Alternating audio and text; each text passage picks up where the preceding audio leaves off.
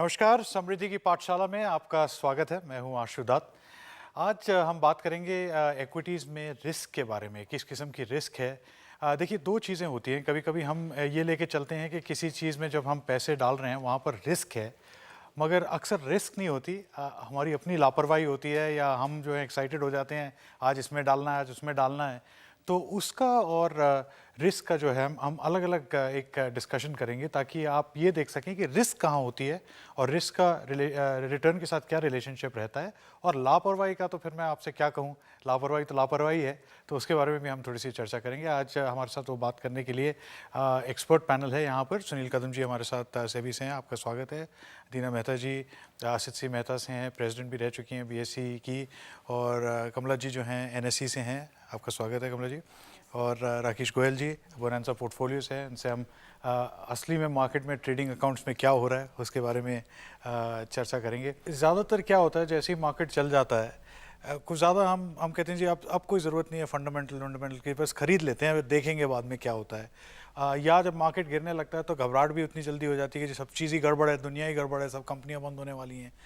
आपको लगता है कि ज़्यादातर जब हम कहते हैं मार्केट में रिस्क ज़्यादा है तो हम अपनी ही एक लापरवाही, अगर मैं कह सकूं, उसमें फंसे हुए हैं? मैं ये नहीं कहूँगा लापरवाही है इन्वेस्टर्स की, जी ये ह्यूमन मेंटलिटी है। जी ये हम सालों से देख रहे हैं, कोई चीज़ जब चलती है तो एक हर्ड मेंटलिटी की तरह हम सब फॉलो करते हैं। ये केवल शेयर मार्केट के लिए एप्लीकेबल नहीं, सारे मार्केट्स के लिए एप्लीकेबल है।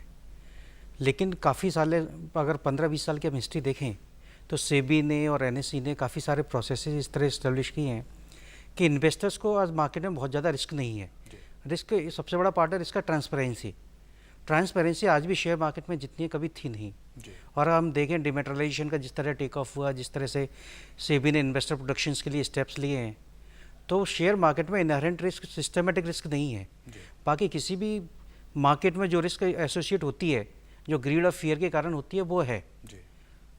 मैं सेबी को और एनएससी को कॉन्ग्रेचुलेट करना चाहूँगा जिस तरह के प्रोसेस डाले हैं। हम सब इन्वेस्टर्स के लिए कोई किसी भी तरह का रिस्क नहीं है। I am also investor share market में, लेकिन मेरे को नहीं लगता कि आज से 20 साल पहले जो मार्केट में था और आज के मार्केट में कोई फ़र्क नहीं है, बहुत फ़र्क आया है जी। और इन्वेस्टर्स को कोई मेजर इस समय रिस्क नहीं है। सुनील जी, मैं पहले आपसे सिस्टेमिक रिस्क जिसको हम कहते हैं कि सिस्टम में कोई रिस्क तो नहीं है, मतलब कहाँ पर जो गाड़ी के चक्के हैं तो नहीं रुक सकते, वो किस किस्म के रिस्क होते हैं? अगर आप 2-3 रिस्क डिफाइन कर सकें और उसको कैसे आप कंट्रोल करते हैं? बेसिकली जब इन्वेस्टर शेयर मार्केट में इन्वेस्ट करता है तो उसके इन्वेस्टमेंट के कई तरह के रिस्क होते हैं। एक तो वो बोलता है जिस इंटरमीडिएट से मैं डील कर रहा हूँ, जैसे ब्रोकर है, तो उससे मैं पैसे देता हूँ, शेयर्स खरीदता हूँ, तो उस पैसे मुझे टाइम पे मिलेंगे नहीं मिलेंगे, उस तरह की जो रिस्क होती है उसको हम लोग जो कवर किया है कि मार्केट रेगुलेशंस बनाए हैं, उसके हम लोग पीरियडिकली इंस्पेक्शंस करते हैं और देखते हैं कि वो अपने रूल्स रेगुलेशन फॉलो करे और इन्वेस्टर को टाइमली सर्विस करे।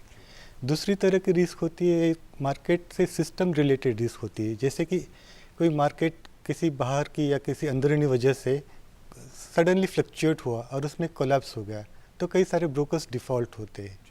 तो इसके लिए हमने एक अच्छा सा रिस्क मैनेजमेंट सिस्टम बना के रखा है, विच इज़ आई थिंक जो कि वर्ल्ड में सबसे बेहतर समझा जा सकता है। इस तरह का रिस्क मैनेजमेंट सिस्टम है अपने यहाँ से, तो वो रिस्क भी उस तरह से मैक्सिमम कवर कर चुके हैं। बाकी तो सिस्टम रिलेटेड रिस्क है, उसको तो एनीवे जनरली हम लोग देख ही रहते हैं। कमल जी, हम में से जो मार्केट में थोड़े टाइम रह चुके हैं, फॉर ग्रांटेड ले लेते हैं कि जी पेमेंट भी आ रही है, स्टॉक भी मूव हो रहे हैं, मगर ये बहुत बड़ी चीज़ चेंज आई है पिछले 10-15 सालों में जो मार्केट में नहीं है। कभी कभी सोचते हैं जी मैंने पैसे दिए हैं, ये मेरे पास वापस आएंगे, ये जो मेरे स्टॉक पड़े हुए हैं कोई हाथ में तो दिए नहीं है, पता नहीं किसी इलेक्ट्रॉनिक फॉर्म में चले गए हैं, ये मेरे पास रहेंगे। आप तो कंप्लायंस देखती हैं, तो इसको कवर करने के लिए आप क्या क्या जहन में रखती हैं और उसको कैसे कंट्रोल करती हैं?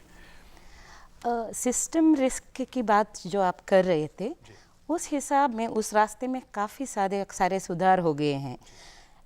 10 साल पहले कोई ट्रेड करता था तो उसको लंबी अवधि के लिए वेट करना पड़ता था कि मेरा पैसा आएगा कि नहीं।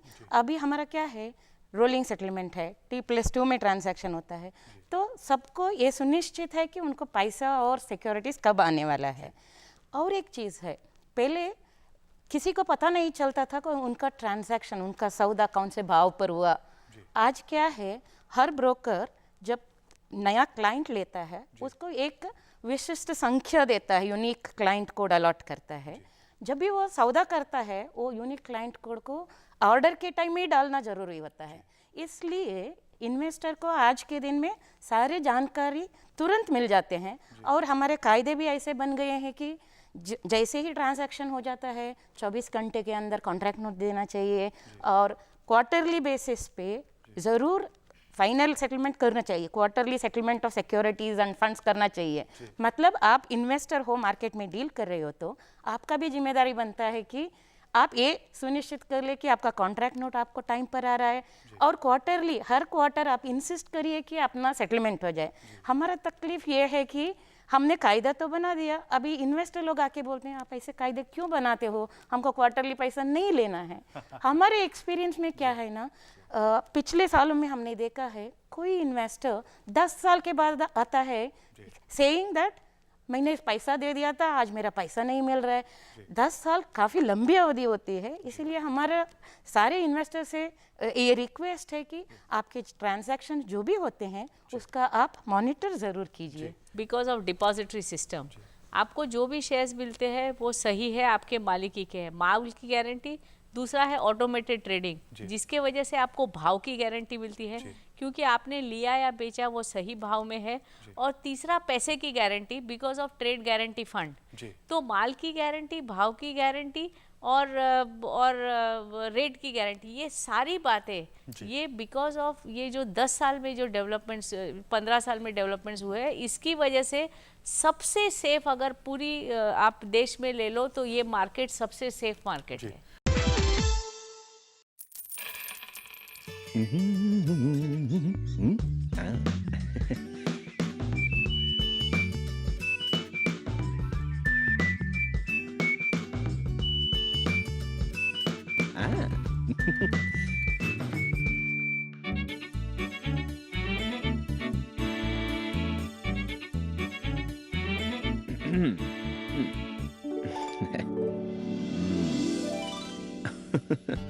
बूंद बूंद से सागर बनता है दोस्त, इसीलिए छोटी अमाउंट की इन्वेस्टमेंट नियमित रूप से सोचकर समझकर इन्वेस्ट कर। सोचकर समझकर इन्वेस्ट कर।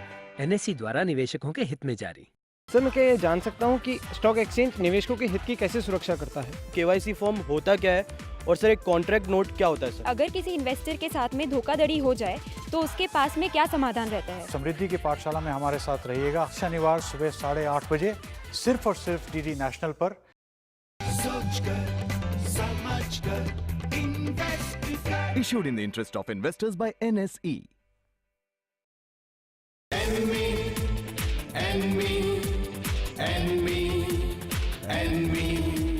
हम सदस्य आर्थिक बाजार के करते कारोबार।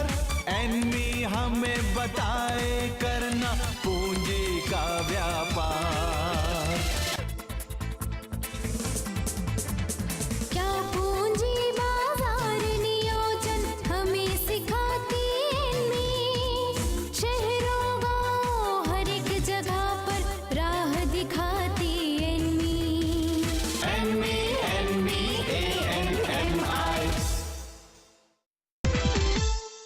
सुनील जी, एक मैं आपसे बात पूछना चाहता हूँ, ये इवेंट होता तो कभी कभी है, मगर अगर पिछली 5 साल में भी जाएं या 7 साल या 8 साल में जाएं, कभी कभी जिसको हम कहते हैं ग्लोबल मेल्टडाउन या एक फ्रीज हो जाता है मार्केट में कि पैसे हैं ही नहीं। एक आदमी बेचना शुरू करता है, उसके दूसरे मार्जिन हिट होते हैं, बाकी हिट होते हैं, तो मार्केट जो है कभी 10, 11, 12, 13% गिरना शुरू हो जाता है, जैसे हमने शायद 2008 में देखा हो या 3-4 बार पहले देखा हो, या तो सरकार के चेंज होते टाइम। या वैसी रिस्क को आप कैसे कंट्रोल करते हैं और उसमें कोई ब्रेक है, कोई सिस्टम है उसको रोकने के लिए? क्योंकि इतनी जल्दी मार्केट टूटता है कि छोटी छोटी वॉल्यूम में बिल्कुल ही तहस नहस कीमतों की हालत हो जाती है। आप सही कहते हो, कई बार ऐसा होता है कि मार्केट में अगर कोई पैनिक रिएक्शन हो जाती है, कोई भी वजह हो, कोई पॉलिटिकल रीज़न हो या कोई इकोनॉमिक रीज़न हो या कोई क्राइसिस हो, तो मार्केट में कई बार ऐसा होता है कि अपने यहाँ पे मार्केट में लोग पैनिक में रिएक्शन करना शुरू करते हैं। जैसे पैनिक में रिएक्शन हो जाता है तो मार्केट में एक साइड में एक ही तरफ की मूवमेंट ज़्यादा हो जाती है, जैसे कि स्पेशली निगेटिव जब होती है तो डाउनफॉल जो बड़ी तेज़ी से होता है। और ऐसी सिचुएशन इंडियन मार्केट में लास्ट 10 साल में देखा जाए तो 3 या 4 बार आ चुके हैं। एंड देखा जाएगा तो हमारी जो सर्किट ब्रेकर या सर्किट फिल्टर की जो सिस्टम बनी हुई है, इसकी वजह से इसे काफ़ी हमारा डिफ़ॉल्ट रुक चुका है। तो इसमें हमारे एक सिस्टम है जहाँ के अगर कोई भी मार्केट 10-15% से गिर जाता है तो मार्केट का एक मार्केट वाइड हॉल्ट होता है। So it halts for around 2 hours. Then if उसके बाद भी आगे और फिर मार्केट गिरता है तो उसके बाद में फिर हॉल्ट होता है। अगर फिर एक पर्टिकुलर लिमिट के बाद एंटायर मार्केट क्लोज हो जाता है। इसमें पर्पस आइडिया यही है कि इन्वेस्टर जो हो उसके सोचने के लिए थोड़ा टाइम ले ले। जैसे ही वो सोचे और अपने वेल इन्फॉर्म डिसीजन ले ले तो मार्केट में वो पैनिक क्रिएशन थोड़ा कम होगा। इस वजह से सर्किट फिल्टर ही अच्छी तरह से काम कर रहा है। एक सवाल आपसे पूछना चाहता हूँ, ज़्यादातर जब हमसे कोई लॉस हो जाता है तो हम किसी को ढूंढते हैं कि यहाँ पर टांग दीजिए, लॉस यहाँ से हुआ है। तो ये सिस्टम में मैनिपुलेशन हो गई, मुझे झूठ बोला गया। जस्ट जो एक रोल होता है रेगुलेटर का, मैं आपसे वो क्लेरिफाई करना चाहता हूँ। आपका रोल ये है कि सब फैक्ट्स डिस्क्लोज हुए हैं, या आपका रोल ये है कि इन्वेस्टर का लॉस नहीं होना चाहिए? ये थोड़ी सी आप क्लेरिफाई कर दें। हम तो हमेशा आप लोगों से ये पूछते ही रहते हैं, मगर बाहर जो है कभी कभी लगता है कि नहीं, हम ये सब चीज़ें ठीक होनी चाहिए थी और मैंने पैसे बनाने थे, या ये होना चाहिए कि आपने फैक्ट्स देख लिए हैं, जो चीज़ें बतानी थी उन्होंने बता दी है, अब आपकी मर्जी, आप जो करना है करो। बात बिल्कुल सही है आपकी। यहाँ पे जहाँ पे भी लॉस जब इन्वेस्टर को हो जाता है वो हमेशा कोशिश करता है कि कोई मुझे रीज़न बताए कि इसका लॉस में कहाँ हुआ और किसको मैं ब्लेम करूँ इसका। तो इसमें एज अ रेगुलेटर हमारा रोल यही होता है कि इन्वेस्टमेंट ये डिसीजन जो है ये इन्वेस्टर को ही लेनी है। लेकिन हमें क्या करना चाहिए, हमें उनके डिसीजन मेकिंग में जो भी इंफॉर्मेशन अवेलेबल है वो ट्रू एंड फेयर तरीके से उसको प्रेजेंट करनी चाहिए। इसीलिए हमने जो डिस्क्लोजर नॉर्म्स जो बनाए हैं वो काफ़ी ट्रांसपेरेंस एंड डिटेल बनाए हैं, और उसका जो टाइमली डिस्क्लोजर हो उससे कि इन्वेस्टर वेल इन्फॉर्म डिसीजन, यही हमारे ऑब्जेक्ट होता है। लेकिन इन्वेस्टमेंट डिसीजन जो है वो इन्वेस्टर को ही लेनी है, लेकिन उसके लिए जो इन्फॉर्मेशन जो चाहिए वो कैसी होनी चाहिए, कब होनी चाहिए, क्यों होनी चाहिए, इसके हम लोग नॉर्म्स डिस्क्राइब करते हैं। और मेरी गुजारिश है आप कभी कभी पढ़ा करें। मैंने खुद देखा है, कभी कभी प्रॉस्पेक्टस आता है, उसमें लिखा हुआ है क्योंकि सेबी के नॉर्म्स हैं, आपको सब डिस्क्लोज करना है, ये बंदा अरेस्टेड है, प्रमोटर ये कर चुका है, ये 10 कंपनियां बंद हो चुकी हैं, फिर भी आप कहते नहीं जी मुझे तो क्या खरीदना है, ये डबल होने वाला है। तो फिर आप ही सोच लो क्या होने वाला है, डबल होने वाला है, सिंगल होने वाला है, या कुछ नहीं रहना वहाँ पर। तो ये बहुत ज़रूरी चीज़ है। रेगुलेटर का रोल सिर्फ इतना है कि आपको फुल एंड फेयर डिस्क्लोजर, मतलब जो डिस्क्लोजर एक प्रमोटर के पास है आपको मिल गया है कि नहीं, उसके बाद आपकी मर्जी, आप जैसे सोचें।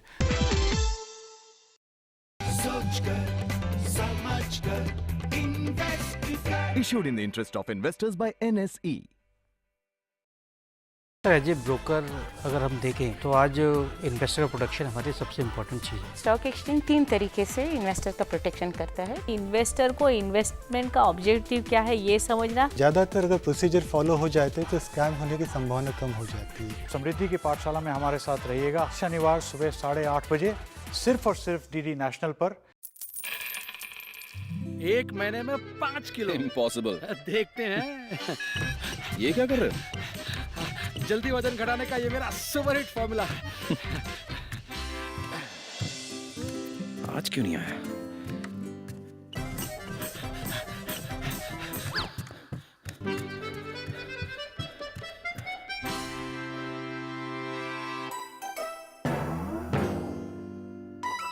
ये कैसे?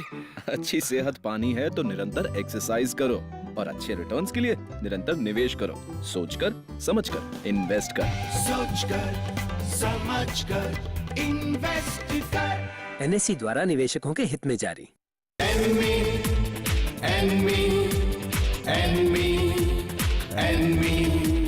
हम सदस्य आर्थिक बाजार के करते कारोबार। एनमी हमें बताए करना पूंजी का व्यापार। आर्थिक नीति क्या कहती है ये समझाती हर एक निवेशक के सुख दुख में साथ निभाती एनमी। ANMI ANMI।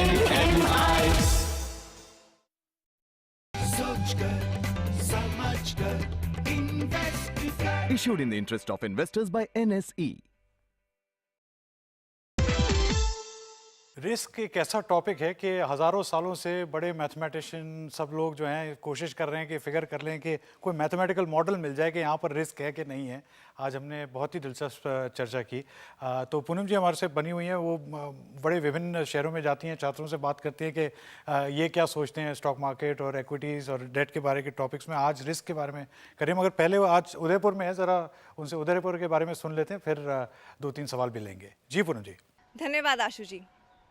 नमस्कार दोस्तों, मैं पूनम शर्मा आप सभी का बहुत बहुत स्वागत करती हूँ समृद्धि की पाठशाला की आज की इस कड़ी में। आज हमारी समृद्धि की पाठशाला आ पहुँची है राजस्थान की एक और खूबसूरत नगरी सिटी ऑफ लेक्स यानी कि झीलों की नगरी उदयपुर में, जो कि वाकई में ही एक बहुत ही खूबसूरत जगह है।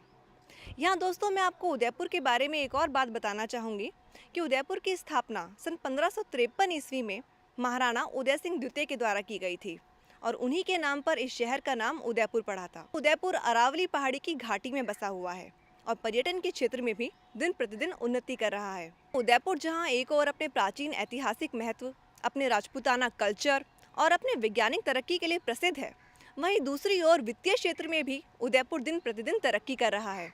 और इसी क्रम को आगे बढ़ाते हुए आज मैं आपको मिलवाने जा रही हूँ उदयपुर के कुछ भावी छात्र छात्राओं के साथ। गुड मॉर्निंग, मेरा नाम प्राची जैन है। मैं मोहनलाल सुखाड़े यूनिवर्सिटी की फैकल्टी ऑफ मैनेजमेंट स्टडीज़ की MBA के सेकेंड सेमेस्टर की छात्रा हूँ। मेरा सवाल है सर आपसे कि आम धारणा है कि शेयर बाज़ार में निवेश करना रिस्की होता है, तो क्या आप हमें बताएंगे कि शेयर बाज़ार में निवेश करने के क्या क्या रिस्क होते हैं? एक रिस्क आप बता दीजिए, एक दीना जी से मैं पूछ लेता हूँ। मैं एक चीज़ बताना चाहूँगा, शेयर मार्केट में रिस्क अगर हम सोच समझ के इन्वेस्ट करें बिल्कुल भी नहीं है। शेयर मार्केट ने हिस्टोरिकली इन्वेस्टर्स को बड़े अच्छे रिटर्न्स दिए हैं और इसका प्रमाण है कि जो अगर देखें तो 15 से 20% रिटर्न्स किसी भी टाइप में इन्वेस्टर्स को मिले हैं। ये रिस्क कहाँ आता है? जहाँ हम जानबूझ के हम फैक्ट्स को इग्नोर करते हैं, हम बिना पढ़े, बिना समझे, बिना अपनी कैपेसिटी को असेस किए कि हमें कितना पैसा शेयर मार्केट में डालना चाहिए, कब निकलना चाहिए और कब डालना चाहिए पैसा, हम सारे फैक्टर्स को कंसीडर नहीं करते हैं तो रिस्क है। और ये रिस्क किसी भी प्रोडक्ट में है। अगर फॉर सपोज आज अगर हम कोई भी प्रोडक्ट, एक टेलीविज़न खरीदने जा रहे हैं, उसके बारे में कोई स्टडी नहीं करें, उसके ब्रांड के बारे में, उस प्रोडक्ट के बारे में, उसके फीचर्स के बारे में, उसकी टेक्नोलॉजी के बारे में, और हम परचेज कर लेते हैं, तो उस पर उतना ही रिस्क है जितना शेयर मार्केट में रिस्क है। इसके अलावा शेयर मार्केट में कोई भी रिस्क नहीं है। शेयर मार्केट में इन्वेस्ट करने के तरीके भी काफ़ी सारे हैं। इस जरूरी नहीं आप direct as a direct investor trading account खोल के इन्वेस्ट करें। आप म्यूचुअल फंड के थ्रू कर सकते हैं, आप इंश्योरेंस के यूलिप प्रोडक्ट परचेज कर सकते हैं, और फिर भी म्यूचुअल फंड में भी बहुत सारी स्कीम्स हैं जिसमें आप कुछ डेट और इक्विटी का मिक्स भी है। कुछ एक अगर आप हाई रिस्क प्रोफाइल इन्वेस्टर्स हैं तो आप थीमेटिक फंड में इन्वेस्ट कर सकते हैं, बिल्कुल कम है तो आप डाइवर्सिफाइड में कर सकते हैं। तो रिस्क आपकी एक सोच है कि किस तरह की और कितनी रिस्क लेनी है या रिस्क नहीं लेनी है। रिस्क नहीं लेने बहुत सारे प्रोडक्ट जो काफ़ी कम रिस्क है और आपको अच्छे रिटर्न छूट सकते हैं, लेकिन ज़रूर ये कि हम सारे फैक्ट्स को और अपने बारे में अपनी कंडीशंस को पूरा स्टडी करें और इन्वेस्ट करें। टीना जी संक्षेप में। तो सबसे संक्षेप में अवधि, आपकी अवधि जितनी लंबी हो उतना आपका रिस्क कम होता है। तो आप 3 साल, 5 साल, 10 साल के लिए इन्वेस्ट कीजिए तो आपका रिस्क नहीं के बराबर रहेगा। Good morning sir, my name is पावस जैन। मैं मोहनलाल सुखाड़े यूनिवर्सिटी की FMS की MBA की 4th सेमेस्टर की छात्रा हूँ। सर अभी आपने कहा कि वोलेटिलिटी रिस्क वो क्या होती है? देखिए, आज मैं एक शेयर खरीद लेती हूँ, कल उसका भाव वेरिएशन होता है। मतलब आज 100 रुपये में मैंने खरीदा, कल सुबह मार्केट खुली तभी वो 105 में खुल गई, ठीक है। आपने सोच लिया मैं 5 रुपये मुनाफा में हूँ, वो शाश्वत नहीं है ना। फिर 1 घंटे के बाद आप देखेंगे उसका भाव 98 भी हो सकता है। ये वेरिएशन बिटवीन 95 और 103 जो है उसका वोलेटिलिटी बोला जाता है। आप जार्गन से मत जाइए, सिंपली समझना है कि आपके इन्वेस्टमेंट प्राइस वेरिएशन के हिसाब से कैसे परफॉर्म कर रहा है, यही तो वोलेटिलिटी है। और पाजी मैं थोड़ी सी इसकी तुलना उससे करूँगा। आपको फीवर होता है ना, आप दवाई खाते हैं, बुखार कम हो जाता है, फिर 6 घंटे के बाद फिर ऊपर हो जाता है वायरल फीवर। तो आपका फीवर वॉलेटिलिटी दिखा रहा है, यही है। कभी कभी जो है आप ठीक होने लगती हैं, बिल्कुल फीवर ख़त्म हो जाता है, तो फिर वॉलेटिलिटी ख़त्म हो गई। तो ये सोच के चलिएगा। धन्यवाद, आपका बहुत अच्छा सवाल था इस पर। सर आपने कहा वॉलेटिलिटी, उससे इन्वेस्टर्स को क्या फ़र्क पड़ता है? इन्वेस्टर के पैसे लगे हुए हैं और वो पैसे कंटिन्यूसली कम ज़्यादा होते रहते हैं। तो ये जो एप्रिसिएशन और डिप्रिसिएशन है, इससे ज़रूर इन्वेस्टर को फ़र्क पड़ता है। और इन्वेस्टर यही चाहता है कि कंटिन्यूस बेसिस पे एप्रिसिएशन होता रहे, और ये स्थिति आने के लिए हमको लंबे समय तक इन्वेस्ट करना चाहिए। ये तो अमित जी, मैं ये कहना चाहता हूँ, स्टॉक तो ठीक है, मगर अगर आप फ्यूचर्स में वॉलेटिलिटी जो है, क्योंकि आप मार्जिन पे अपने आप पूरे पैसे नहीं डाले, 2000 का लॉट है, 2 रुपये उड़ गए तो सीधा 4000 रुपये उड़े। तो आप याद रखिएगा कि वॉलेटिलिटी में बहुत ज़्यादा एक डायरेक्शन में मार्केट जाए तब भी लॉस भी हो रहा हो, फिर भी आप निकल सकते हैं, मगर वॉलेटिलिटी में कुछ नहीं पता चलता। इसलिए स्टॉक एक्सचेंज जो है मार्जिन